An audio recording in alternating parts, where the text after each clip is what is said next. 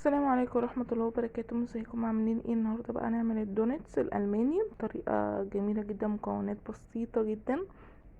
معانا هنا 3 دقيق، 3 كوبايات دقيق، نص كوباية مية، نص كوباية لبن، معلقة كبيرة خميرة، معلقة كبيرة سكر، آه، معلقتين زيت، بيضتين. هنا طبعا هنحط بقى السكر والخميرة في المية. طبعا المية لازم تكون دافية، وهنقلبها كويس قوي عشان ايه نشوفها متفاعلة والخميرة بتاعتنا سليمة ولا بايظة. نحط الزيت على الدقيق، وهنحط البيضتين برضو على الدقيق، وهنقلبهم الاول اهو كده بالطريقة دي عشان ايه نخلط البيض والزيت والدقيق مع بعض. بنقلبهم كده بالطريقة دي، وبعدين بعد ما قلبناهم هنحط بقى نص كوباية لبن، بس برضو اللبن لازم يكون دافي. ودي معلقة خل، هنحط معلقة خل كمان عشان تنفش معانا وتبقى حلوة. معلقة خل صغيرة عشان ما يبقاش ريحته خل، ممكن ناس تحط خل كتير، لا، معلقة خل صغيرة. وهنحط هنا بقى النص كوباية لبن، وبعدين هننزل بالنص كوباية مية اللي عليها الخميرة. خميرة طبعا بدلت لونت كده وعملت طبقة من فوق الوش كده فيها فقاعات كده، الخميرة بتاعتنا ناجحة. هننزل بيها بقى واحدة واحدة. طبعا هو انا عشان عارفة المقدار قد ايه نزلت بالنص كوباية مية كلها. هنا خدت حبة دقيق صغيرين عشان الم بيها العجينة، يعني حبة كده على ايدك مش اكتر. بس احنا طبعا هنخليها ايه، مش عاوزينها تبقى جافة، هنخليها طرية شوية او لينة شوية، مش عاوزينها جافة خالص عشان تبقى جميلة معانا وهتبقى ايه يعني، مش هتشبعي من اكلها لانها مش هتبقى تقيلة عليكي لما تيجي تاكليها. طبعا هنا بقى جبت زيت ودهنت الزيت، هنا جه مني كتير فدهنت العجينة كده بالزيت اللي في قلب البولة. ونغطيها بالستريتش ونسيبها ترتاح حوالي نص ساعة، وتخمر نص ساعة. بعدين بقى جبتها وفضيت منها الهواء، هنفضي من العجينة الهواء. هنجيب هنا رشة دقيق على الرخامة اللي هنفرد عليها، وهنبدأ ناخد العجينة ونكورها بالطريقة دي. انا بوريكم ان هي مدهونة زيت فمش هتلزق في ايدك. اللي هيخاف بقى ان هي تقول لا هتلزق في ايدي، لا مش هتلزق في ايدك عشان فيها زيت، فيها الزيت ده عازل شوية.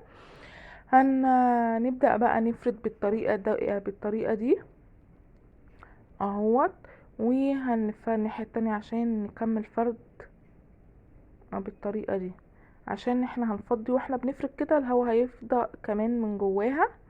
لازم تخليها سمكها سمك بسيط كده، نص سنتي مش اكتر. ديت اللي هي بتاعت، انا بحب اخلي الدونتس بتاعتي صغيرة مش كبيرة. هتبدأي تشكليها بالطريقة دي، تقطعيها بالطريقة ديت اهيت. ديت النقشة بتاعت الكحك، قطعتها بيها اهي. طبعا القطعة اللي شلناها العجينة دي مش هنرميها، هنفردها برضو وبنفس الطريقة. بعد ما قطعناها هنا جبنا الصاج، انا بحب اعمل في الالومنيوم. جبنا الصاج وحطيت ورق زبدة ودهنته وبدأت ارص فيه، وهنركن على جنب. ولازم تكون في وسع ما بين القطعة والقطعة عشان اما تخمر، لان احنا هنسيبها حوالي ساعة او ساعة الا ربع تخمر اهو بالطريقة دي. تاني خدت العجينة لميتها وهفردها بالطريقة ديت، وهبدأ اقطعها برضو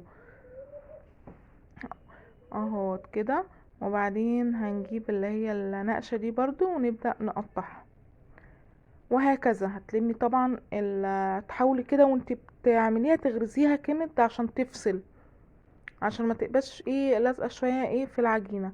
هنبدأ بقى نشيل قطعة العجينة ديت اللي فاضلة، برضو هعملها نفس الموضوع، هلمها وافردها تاني. هنا هي سبتها ساعة الا ربع، غطيتها وسبتها ساعة الا ربع لحد ما انتوا شايفين اهي اتخمرت. وهندخلها على الفرن على درجة حرارة 180، او هندخلها على درجة حرارة 180. وبعدين بعد ما استوت هنا هي طلعتها زي ما انتوا شايفين دوت. قمع معانا او شوفوا بتقولوا عليه ايه. كان بتبقى مع الكيس الحلواني، بتبقى معاها اشكال كتيرة. جبتها وغرستها في الدونتس بالطريقة دي. عملت لها خرم بسيط كده او فتحة بسيطة. وهنجيب اللي هي اي صوص بقى عندك، هي بتبقى مشهورة بالصوص الفراولة. جبت هوت الفراولة. طبعا لازم صوص، او لو عندك مربى تكون المربى اللي هي ما فيهاش قطع فراولة. لازم تكون مربى سايلة.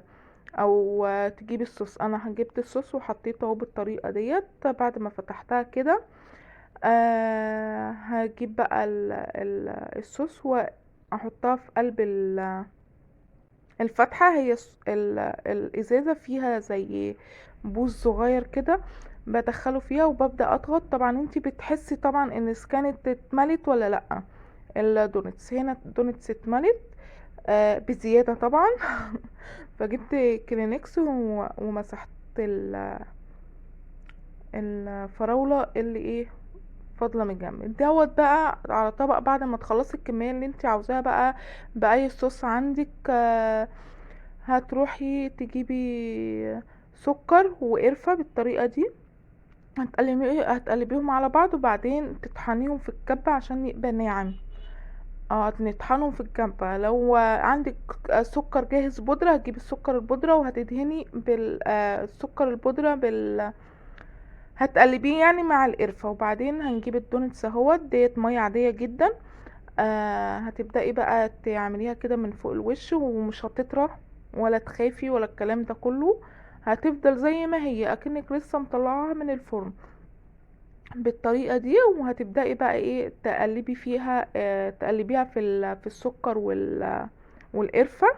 هنا طبعا همسح بقى زي ما بقولكوا كده لان انتي هتعمليها بزيادة. المهم هنقلبها كده بالطريقة دي كل الكمية اللي عندنا اهو كده وهتحطيها. هعمل واحدة معاكم تاني. هنجيب المية وتبدأي تطبطبي عليها بالطريقة دي عشان تاخد من القرفة والسكر. وبعدين تحطيها بقى في الطبق. هتبدأي ترصيها بقى بالطريقة اللي انتي عاوزاها والطريقة اللي انتي عاجباها قبل التقديم. انا هنا هو ترصيتها كده بالطريقة دي و اهو كده شايفين. وحطيت بقى صوص، كان فيه صوص عندي شوكليت رشيته عليها من فوق الوش ورشيت حبة سكر بودر بقرفة بالطريقة دي عشان تدي منظر للطبق. وقدمتها بقى وبالهنا والشفا. واستنوني في فيديو جديد وصفة جديدة. ما تنسوش اللايك والشير وسبسكرايب وتفعيل علامة الجرس.